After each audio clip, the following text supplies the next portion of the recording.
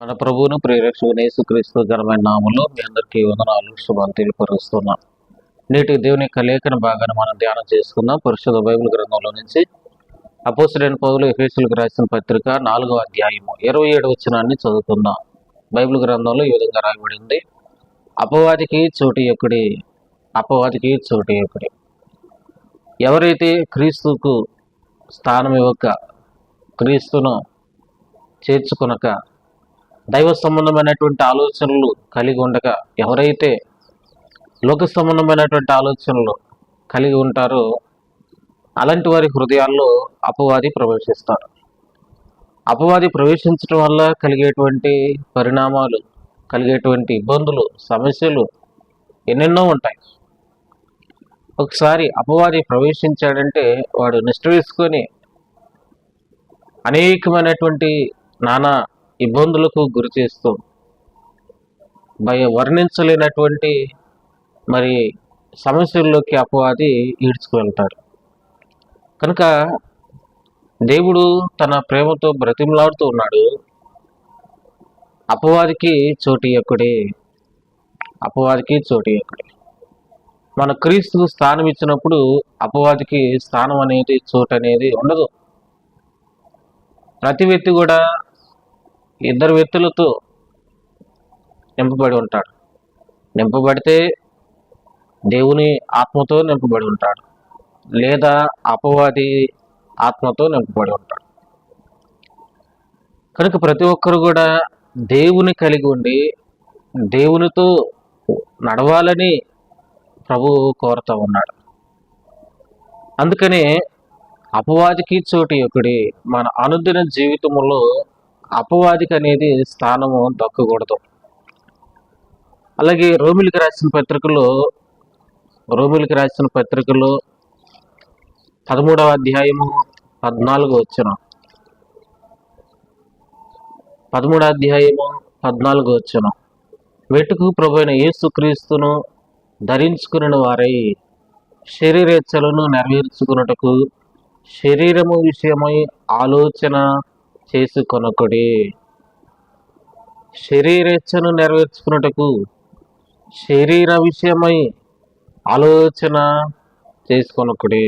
అంటే శరీరేచ్ఛలు నెరవేర్చడానికి శరీరానికి అవకాశం ఇవ్వద్దు, శరీరానికి చోటు ఇవ్వద్దు.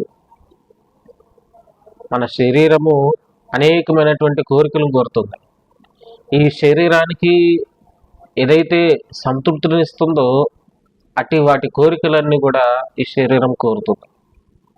కనుక దైవ సంబంధమైనటువంటి మార్గంలో నడిచేటువంటి వారందరూ కూడా ఈ శరీర కోరికలను, శరీరేచ్ఛలను నెరవేర్చడానికి మనము స్థానం అనేది ఇవ్వకూడదు. మనకు తెలుసు, శరీరాశ, నేత్రాశ, జీవకుటుంబము. ఈ శరీరానికి అనేకమైనటువంటి కోరికలు ఉంటాయి. ఎన్నని ఈ శరీర కోరికలు తీర్చగలం. కనుక ఒకదాని తర్వాత మరొక ఆలోచన, ఒక ఆలోచన తర్వాత మరొక ఆలోచన, ఈ శరీరానికి ఎన్నెన్నో ఆలోచనలు, కోరికలు వస్తూ ఉంటాయి. కనుక వాటన్నిటినీ మరి కంట్రోల్ చేయటం అనేది మరి చాలా ఇబ్బంది, సమస్య. అయితే శరీర ఆలోచనలను కానీ, శరీర క్రియలు కానీ, శరీర కోరికలు కానీ నెరవేర్చకుండా, వాటికి స్థానం ఉండకుండా ఉండాలంటే ప్రతి ఒక్క హృదయంలో ప్రభు అయినటువంటి యేసుక్రీస్తు ఉండాలి, దేవుని యొక్క వాక్యం ఉండాలి. ఎఫెసీయులకు రాసిన పత్రిక 5వ అధ్యాయము 6వ వచనం, వ్యర్థమైన మాటల వలన ఎవడును మిమ్మును మోసపరచనీయకుడి. వ్యర్థమైన మాటల వలన ఎవడు నిన్ను మోసపరచనీయకుడి. అంటే వ్యర్థమైన మాటలకు చోటు ఇవ్వకూడదు.